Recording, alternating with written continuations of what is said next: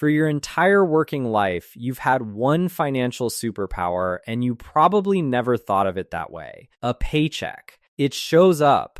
It's predictable. It doesn't ask your opinion about what the stock market did yesterday. It just lands in your account on the same day, like clockwork, whether you had a great month or a rough one. And that predictability is the thing that quietly holds your whole financial life together. But here's the uncomfortable truth nobody tells you early enough. The day you retire, that machine gets switched off forever, and nothing automatically replaces it. You are now the one who has to build your own paycheck from scratch out of whatever pile of savings you've managed to put together. And that single shift from being paid to having to pay yourself is the part of retirement that quietly wrecks more plans than bad investment returns ever will. So today, I want to show you exactly how to build a paycheck that doesn't stop. One that shows up every single month for the rest of your life, adjusts for inflation, survives a crash, and honestly outlives you if you want it to. Stick around, because by the end of this video, you'll have an actual blueprint, not just a vague idea. Hey everyone, welcome back to the channel. If this is your first time here, I make videos that break down the real, unglamorous mechanics of building wealth and making it last. No hype, no magic formulas, just the math and the decisions that actually move the needle. Today we're tackling one of the biggest fears people carry into retirement, and that is simply running out of money before they run out of life. So let's fix that, piece by piece. Let's start by really understanding what a paycheck actually is, because most people have never broken it down. A paycheck has 4 properties that make it valuable. It's regular, it arrives on a schedule you can count on, it's sized to your needs, it roughly covers what you spend, it's protected, your employer doesn't just decide one random Tuesday to stop paying you because the economy had a bad week, and it grows. Most paychecks get raises over time, even if those raises are small. Now compare that to a pile of investments sitting in a brokerage account. That pile has none of those 4 properties by default. It doesn't arrive on a schedule. It's not sized to anything. It's absolutely not protected from bad weeks in the market, and it definitely doesn't grow automatically. Your job, and the entire point of this video, is to take that raw, unstructured pile of money and engineer it into something that behaves like a paycheck again. Regular, sized correctly, protected, and growing. That's the whole game. So how do you actually do that? There are 5 building blocks: your guaranteed income base, your short-term cash engine, your mid-term bond engine, your long-term growth engine, and finally, the rulebook that decides how much you're allowed to pay yourself each year. Each block plays a different role, and none of them work as well alone as they do together. Let's go through them. Block 1, your guaranteed income base. This is Social Security, and if you're lucky enough to have one, a pension. Think of this as your base salary. It's the part of your paycheck that shows up no matter what, adjusted for inflation, for the rest of your life, and for a surviving spouse in many cases. And here's something people underestimate constantly. The decision of when to start Social Security is one of the single biggest paycheck decisions you'll ever make, and most people make it based on impatience rather than math. Every year you delay claiming past your full retirement age up until age 70, your benefit grows by roughly 8% a year, guaranteed, inflation adjusted. There is no investment on earth that reliably hands you a guaranteed 8% annual increase with zero market risk attached. Say your benefit at full retirement age is $2,400 a month. Claim early at 62, and you might lock in something closer to $1,680 a month permanently. Wait until 70, and that same benefit could grow to roughly $2,980 a month.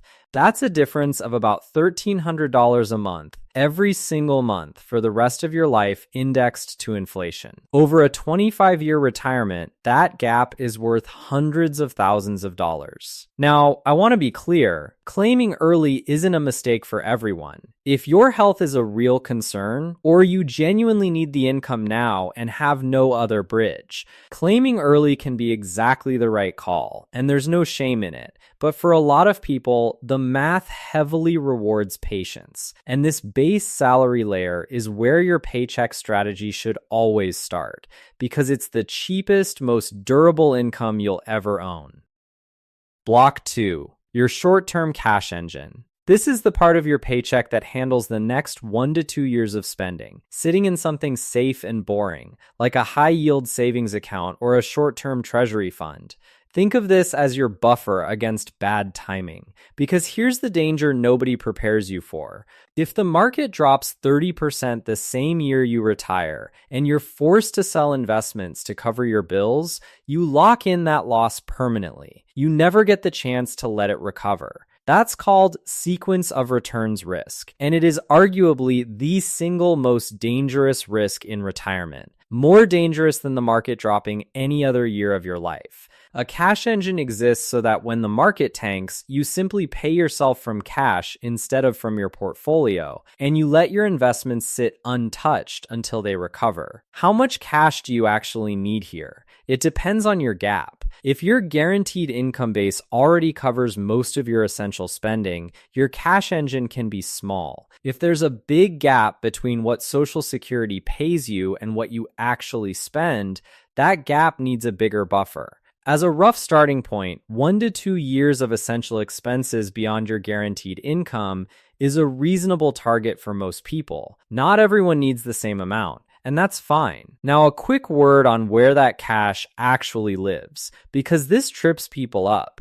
It shouldn't be sitting in a checking account earning nothing, and it definitely shouldn't be in the stock market pretending to be cash. A high-yield savings account, a money market fund, or short-term treasury bills are the usual homes for this money. The goal isn't growth here. The goal is availability. You want to be able to access this money within a day or two, without penalty, without volatility, and without having to think twice about it.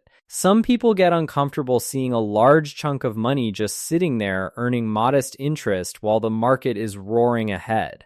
I get it. It feels inefficient. But that discomfort is exactly the price you pay for never being forced into a bad decision during a downturn. This bucket isn't there to make you rich. It's there to make sure you never have to sell low.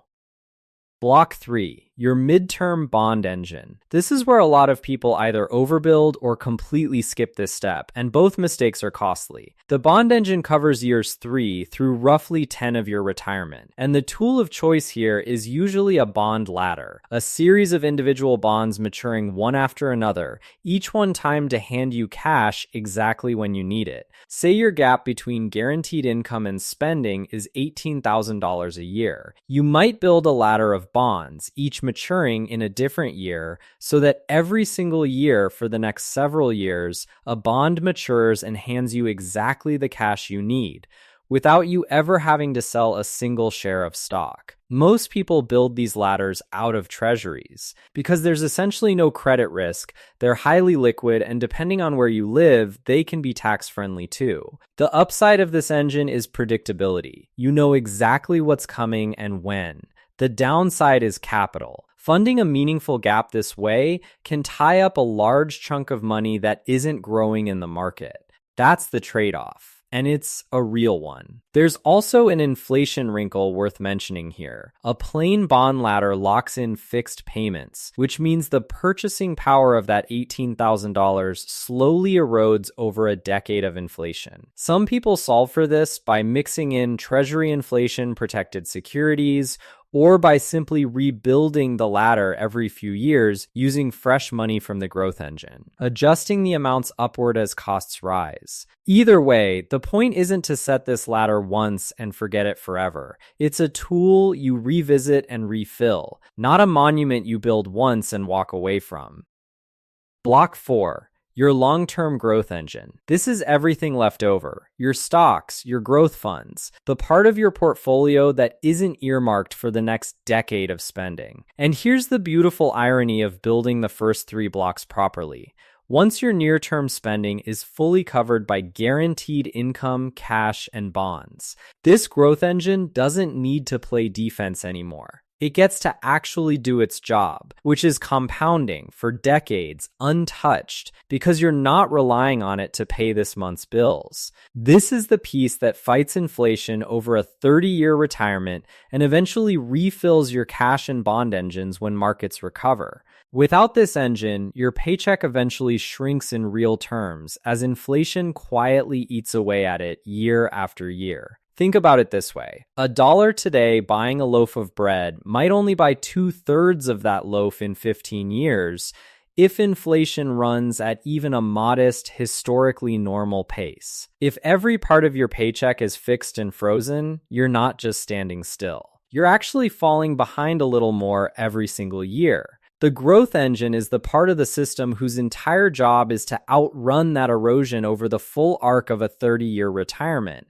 so that the paycheck you're living on at 85 still feels like a real paycheck, not a shadow of what it used to be. And then there's an optional fifth block worth mentioning, longevity insurance, in the form of an annuity, specifically something like a single premium immediate annuity. I know that word makes some people tense up, and look, annuities aren't for everyone. I'm not here to sell you on one. But mathematically, there's something an annuity does that nothing else on this list can do. And it's built on a concept called mortality credits. When you put money into an annuity pool, you're pooling risk with thousands of other people. Some of them will pass away earlier than expected, and the money they don't end up using stays in the pool to keep paying the people who live longer than expected. That subsidy is the mortality credit, and it's the reason an insurance company can hand you more guaranteed income per dollar than a bond ladder ever could, dollar for dollar. A healthy 65-year-old buying in SPIA today might receive somewhere around $6,500 to $7,500 a year in guaranteed lifetime income for every $100,000 invested. Wait until 75, and that same $100,000 might generate closer to $9,500 to $11,500 a year because the payout window is statistically shorter. This tool fully transfers longevity risk off your shoulders. You genuinely cannot outlive it. The trade-offs are real too. It's largely irreversible once you commit. Most versions don't adjust for inflation unless you pay extra for that feature, and the money generally doesn't pass on to your heirs the way an investment account would. It's not the right fit for everyone, but for someone who deeply values certainty over legacy, it can be the missing piece that finally makes the whole paycheck feel unbreakable. Now let's talk about the fifth thing that ties this whole system together, the rulebook. This is where most people quietly fail, not because they picked the wrong investments, but because they never decided in advance how much they're allowed to pay themselves each year and under what conditions that number changes. Without a rule, people either panic and underspend for decades, sitting on a mountain of money they're too afraid to touch, or they overspend in the good years and quietly set themselves up for a crisis a decade later. A simple, well-known starting rule is this: withdraw around 4% of your portfolio in year one, and then adjust that dollar amount for inflation every year after. But the smarter version of this rule includes guardrails. If your portfolio has a great year and grows well beyond plan, you give yourself a modest raise. If your portfolio takes a beating in a bad year, you take a modest temporary pay cut, maybe skip that year's inflation adjustment or trim discretionary spending slightly. This is exactly how a real paycheck should behave. Mostly steady, occasionally adjusted, never wildly unpredictable. And this is the difference between people who retire and feel constant low-grade anxiety about every market headline and people who retire and genuinely stop checking their portfolio every single day. Let me paint you a picture with two people, because numbers only mean something when you can see them play out. Picture two people both retiring the same year, both starting with the exact same amount saved. Person one retires with no real system, just a portfolio and a vague plan to sell what they need as they go. The market drops hard in year two of their retirement. They panic, they sell a large chunk of stock to cover living expenses at exactly the worst possible time, locking in losses they can never recover from. For the next several years, they're anxious, checking the news constantly, second-guessing every purchase, wondering if they'll run out. Person two retires with the full system in place, guaranteed income covering the basics, 2 years of cash sitting ready, a bond ladder handling the next several years of the gap, and growth money left completely untouched to do its job. The same market crash happens. Person 2 barely notices. Their bills get paid from cash and bonds. Their stocks keep compounding quietly in the background because nothing forces them to sell during the downturn. A few years later, the market recovers, and person 2 simply refills their cash and bond buckets from portfolio gains and keeps going. Same starting balance, same market conditions, 2 completely different retirement experiences. One built a paycheck. The other just had a pile of money and hoped for the best. And this gap between the two isn't really about intelligence or investing skill. Both people in this story could have picked the exact same mutual funds and gotten the exact same returns on paper. The difference was entirely structural. One person had a system standing between them and the market's mood swings. The other person didn't. That's really the whole lesson hiding underneath this entire video. Retirement success has far less to do with beating the market and far more to do with never being forced into a bad decision at the worst possible moment. Let's also talk briefly about a mistake I see constantly, which is treating this system as something you set up once at retirement and never touch again. Your paycheck needs occasional maintenance, the same way a real paycheck occasionally comes with a raise, a bonus, or a change in your tax withholding. Once a year, sit down and check 3 things. Is your cash bucket still funded at the level you need, or did last year's spending drain it lower than planned? Has your bond ladder's next rung matured, and does it need refilling from growth assets? And has anything changed about your essential expenses? Healthcare costs in particular tend to creep upward faster than general inflation, so this number rarely stays static for long. This isn't a complicated review. It might take you an afternoon once a year, but skipping it is exactly how a well-built system slowly drifts out of shape without anyone noticing until it's a real problem. So how do you actually build this for yourself, step by step? Step 1, maximize your guaranteed income base. Coordinate with your spouse if you have one. Delay claiming Social Security if your situation allows it, because this is the cheapest, most durable layer of your entire paycheck. Step 2, calculate your gap. Add up your essential expenses, housing, food, healthcare, utilities, transportation, taxes, then subtract your guaranteed income. Whatever's left is the number the rest of your system needs to cover. Step 3, decide how much certainty you personally need. Some people sleep just fine with a simple cash buffer and a bond ladder. Others need the rock-solid certainty of an annuity layered in as well. There's no universal right answer here. It genuinely depends on your temperament and your specific numbers. Step 4, layer in exactly what you need. Not more, not less. You don't need every single tool on this list. You need enough tools to close your gap and let you sleep at night. Step 5, write down your withdrawal rule and your guardrails before you retire, not after. Decide now, while you're calm and thinking clearly, exactly what triggers a spending adjustment, so that future you isn't making emotional decisions in the middle of a market panic.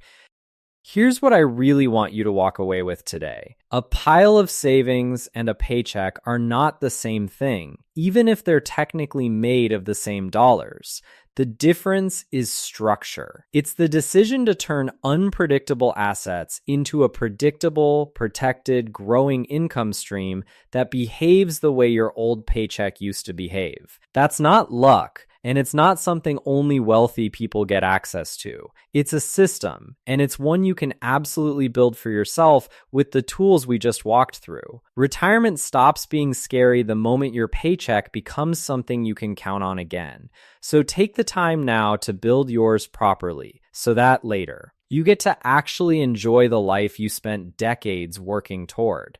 If this video helped you think about your own retirement paycheck differently, do me a favor and hit that like button. It genuinely helps this channel more than you'd think. And if you're new here, consider subscribing because I put out a new video like this every single week. Drop a comment below and let me know which piece of this paycheck puzzle are you missing right now. I read every single one, and I'll see you in the next video.